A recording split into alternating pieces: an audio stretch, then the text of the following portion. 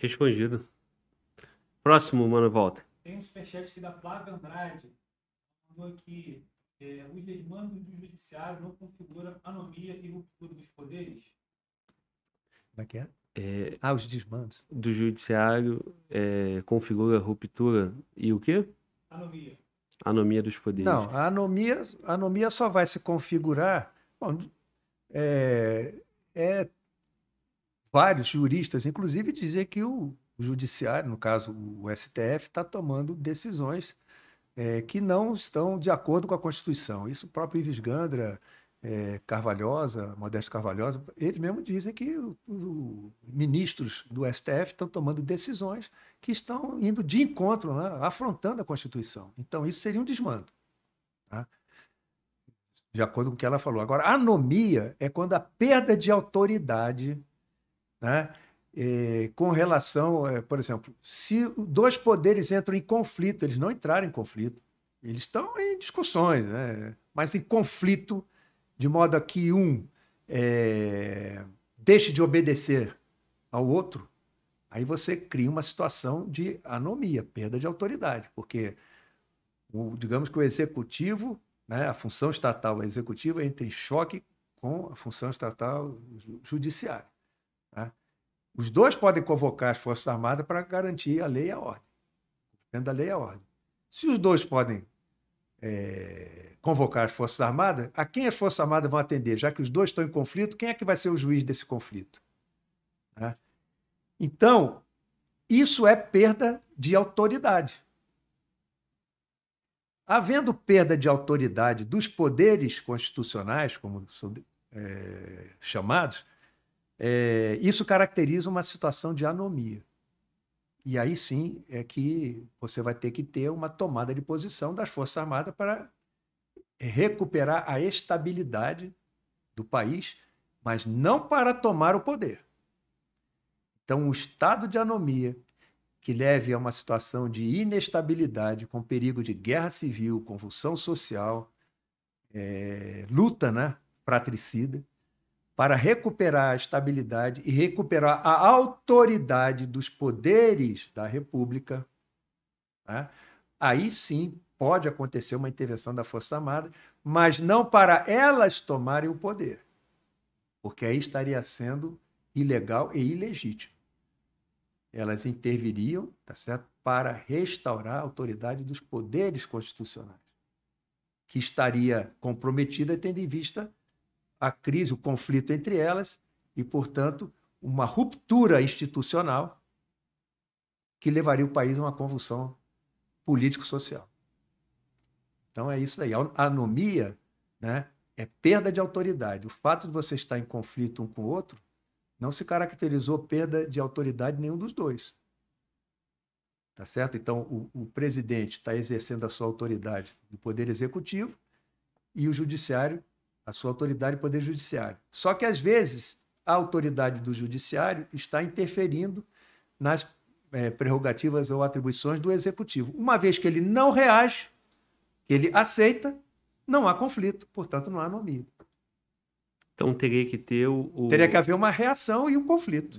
do Executivo. Porque aí, se houvesse uma reação e um conflito, esse conflito entre dois poderes, vamos chamar assim, né? Entre dois poderes, caracterizaria a perda de autoridade dos dois. Entendeu? Porque os dois podem convocar as Forças Armadas. A quem elas vão obedecer? Já que se os dois estão em conflito, quem é o juiz? Não existe isso. Chama o legislativo para ser o juiz. Não existe isso. Né? E como é que seria? Isso é um impasse que é causado pelo próprio artigo 142 da Constituição. O artigo diz que as Forças Armadas destinam-se à garantia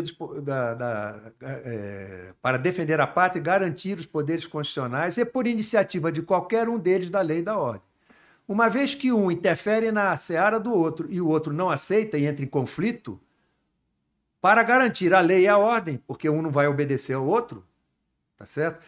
Os dois podem convocar as Forças Armadas. Quem dá ordem para emprego é o Executivo, mas ele não pode negar o emprego solicitado pelo Poder Judiciário.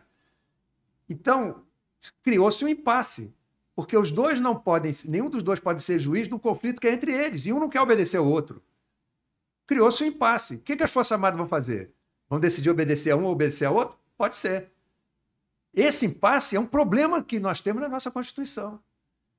Agora, sem dúvida nenhuma, que elas têm que tomar uma atitude, porque senão alguns governadores ficaram do lado do judiciário, outros ficaram do lado do executivo, e aquele problema pode levar a uma convulsão, até uma guerra civil. E isso as Forças Armadas não podem permitir, porque também a missão delas é defender a pátria.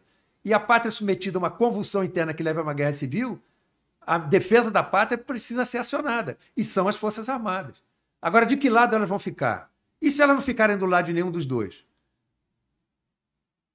Elas não podem tomar o poder para si. Mas elas podem, sim.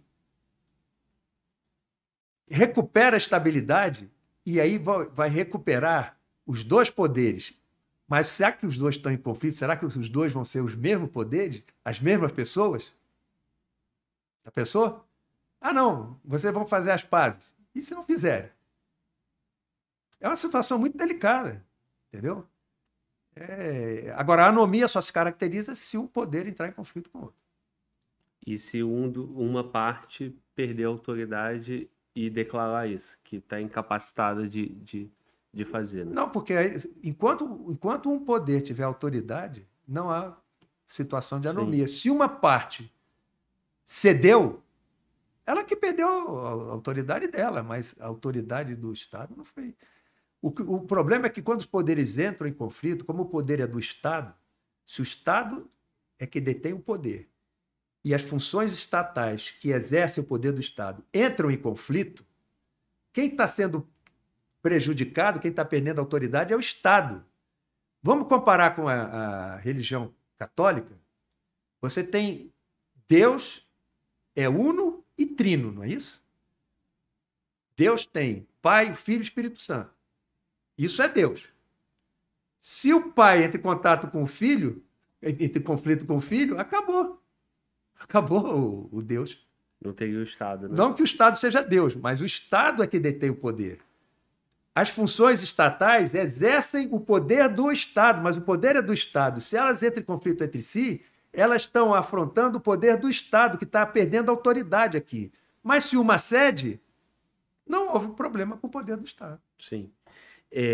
Muita gente fala sobre o poder executivo acionar as Forças Armadas, mas então o poder judiciário poderia estar acionando as Forças Armadas, por exemplo. Mas quem dá ordem de emprego é o presidente. Sim. Mesmo sendo acionado pelo legislativo ou pelo judiciário, ele aciona. Eu preciso das Forças Armadas aqui nessa região, aqui nessa situação, estou precisando das Forças Armadas. Eles solicitam as Forças Armadas. Acionam as Forças Armadas, mas quem dá ordem de emprego é o presidente, porque ele é o comandante supremo das Forças Armadas. Não pode ter três dando ordem. É a mesma coisa que o poder. O poder é do Estado. As Forças Armadas são instituições nacionais, mas quem dá ordem para ela é o presidente, não é o legislativo nem o judiciário. Eles podem acionar. E o presidente não pode negar. Entendeu? Sim. Ele não pode negar.